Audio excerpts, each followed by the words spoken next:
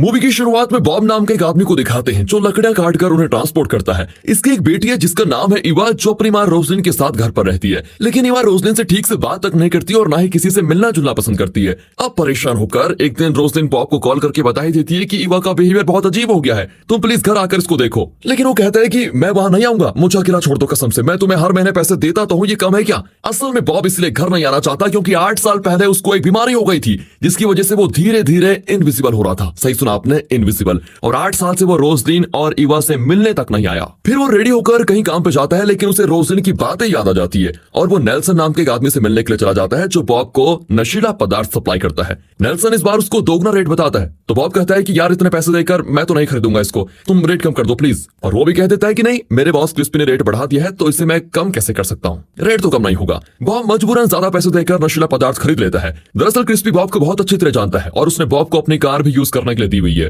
Bob decide नहीं कर पाता कि रोजलिन और इवा से मिलने जाऊं या फिर नहीं, लेकिन फिर भी वो क्रिस्पी की कार को लेकर उन्हें देखने के लिए निकल जाता है। हो रास्ते में उसका एक्सीडेंट हो जाता है और क्रिस्पी की कार पूरी तरह डैमेज हो जाती है। बॉब नेल्सन को कॉल करके मदद मांगता है, लेकिन वो कहता है कि मेरा काम सिर्फ माल सप्लाई करना है, तुम्हें बचाना नहीं, और ये कहकर वो कॉल ही काट देता है। बॉब पास की दुकान में जाकर आईने में देखता है तो उसके पेट में बहुत चोटें आई हुई है। वो घबराता है कि अब क्रिस्पी को मैं क्या जवाब दूंगा, उसकी कार तो डैमेज हो चुकी है। लेकिन ऐन वक्त वहां पर क्रिस्पी आ जाता है। लगता है नेल्सन ने उसे कॉल करके सब कुछ बता दिया था। क्रिस्पी कहता है कि तुम कार डैमेज के पैसे दे दो, उसके बाद तुम्हें जहां जाना है चले जाओ। लेकिन बॉब के पास उतने पैसे होते ही नहीं, तो क्रिस्पी कहता है कि अगर पैसे नहीं दे सकते तो मेरे सभी कस्टमर्स को नशीला पदार्थ डिलीवर कर दो, फिर मैं तुम्हें जाने दूंगा आराम से। बॉब इसके लिए मान जाता है। फिर क्रिस्पी एक भालू का शिकार करके उसके सर के अंदर माल रख देता है और उसे आइस बॉक्स में डालकर बॉब को देता है। बॉब उसको लेकर रोजलिन के घर जाता है। रोजलिन बताती है कि इवा अपने फ्रेंड के घर गई है और कल सुबह लौटेगी। अब बॉब रात को वहीं रुक जाता है। सुबह इवा आती है और पूछती है कि इतने साल के बाद कैसे आना हुआ पापा। बॉब भी बताता है कि तुम्हारी माँ ने बुलाया इसीलिए आ गया।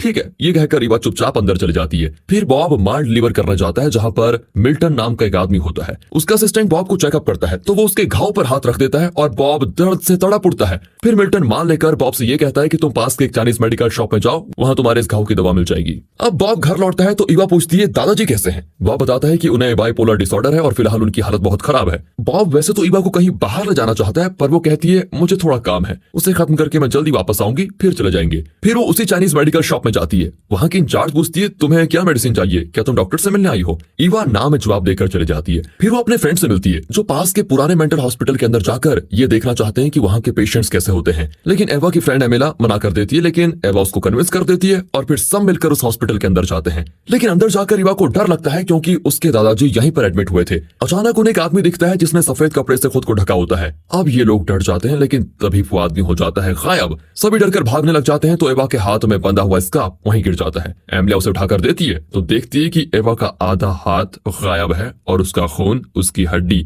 सब कुछ दिख रहे हैं। एमिलिया शॉक बिल्कुल। वो पूछती है ये क्या है। एवा कहती है कि बाहर जाकर बताऊंगी, प्लीज यहाँ से चलो अभी। दरअसल बॉब को जो बीमारी है वही एवा को भी है, यानी वो धीरे धीरे इनविजिबल हो रही है। इतने में गार्ड्स आ जाते हैं और एवा पकड़ी जाती है। इस पुराने हॉस्पिटल में पेशेंट्स बहुत कम है, लेकिन डॉक्टर्स अब भी यहाँ आकर पेशेंट्स को देखते हैं। जब एवा घर नहीं लौटती तो बॉब और रोजलिन बहुत परेशान हो जाते हैं और फोन करते हैं कि कहाँ गई लड़की। अब उन्हें पता चलता है कि उसने अपने फ्रेंड्स के साथ कहीं जाने का प्लान बनाया था। फिर बॉब और रोजलिन एमिलिया के घर जाते हैं तो वहां पर एमिलिया के पेरेंट्स बताते हैं कि एमिलिया भी अब तक घर नहीं आई। अब बॉब को भी बहुत टेंशन हो जाती है। वो एवा के दूसरे फ्रेंड से पूछता है तो वो कहते हैं कि हमने एवा को देखा ही नहीं, और बॉब को साफ पता चल जाता है कि वो झूठ बोल रहा है। इसलिए वो उसको मारकर पूछता है तो तब वो बताता है कि हम सब मेंटल हॉस्पिटल गए थे, लेकिन डरकर वहां से भाग गए। उसके बाद पता नहीं एवा कहाँ गायब हो गई। फिर बॉब और रोजलिन हॉस्पिटल जाते हैं, लेकिन वहां पर किसी ने एवा को देखा ही नहीं। अचानक कोई टीजर गन से बॉब को बेहोश कर देता है। फिर डॉक्टर रोजलिन को बताती है कि बॉब की हालत बहुत खराब है, इसलिए उसका हॉस्पिटल में रहना बहुत जरूरी है, वरना वो बहुत ही वायलेंट हो जाएगा। फिर डॉक्टर बॉब को बताती है कि तुम्हारे पिता को जो हेल्थ प्रॉब्लम थी वही तुम्हें भी है,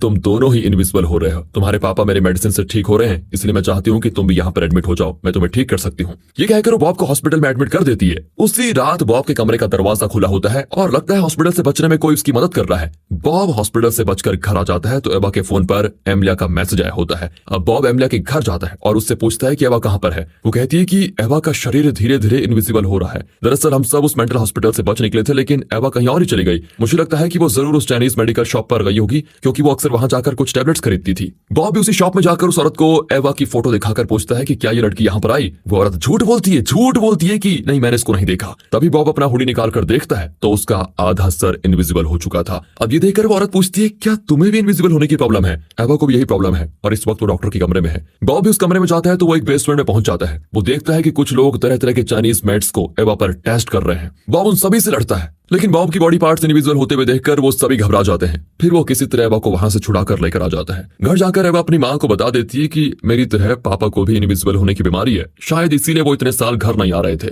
बॉब को बहुत चोट आई होती है और उसे बहुत दर्द भी होता है, लेकिन वो कहता है मुझे एक अर्जेंट काम है। ये कहकर वो निकलता है तो एवा कहती है, मैं भी पापा आपके साथ जाऊंगी। अब बाप बेटी दोनों ही कार में निकल जाते हैं और नेल्सन से मिलकर बॉब उसे वो पैसे दे देता है जो मिल्टन ने उसे माल के लिए दिए थे। नेल्सन पैसे का पैकेट लेकर सीधे क्रिस्पी को दे देता है। अब क्रिस्पी उस पैकेट को खोलता है तो उसमें पैसों के बजाय स्क्रू, नट्स और बोल्ट्स होते हैं। फिर बॉब एवा को अपने घर लेकर जाता है, पर वो अब बहुत ज्यादा इनविजिबल हो रहा था और एवा को बताता है कि मैं बाहर जाना चाहता हूँ। कहकर वो घर से निकल जाता है। एवा अकेली होती है और तब क्रिस्पी आकर घर में तोड़ फोड़ मचाने लग जाता है। और जब उसको ये पता चलता है कि एवा बॉब की बेटी है तो वो कहता है कि तुम्हारा बाप मेरे पैसे लेकर भाग गया, उससे कहो कि जल्दी यहाँ आ जाए वरना तुम्हें मैं उड़ा दूंगा।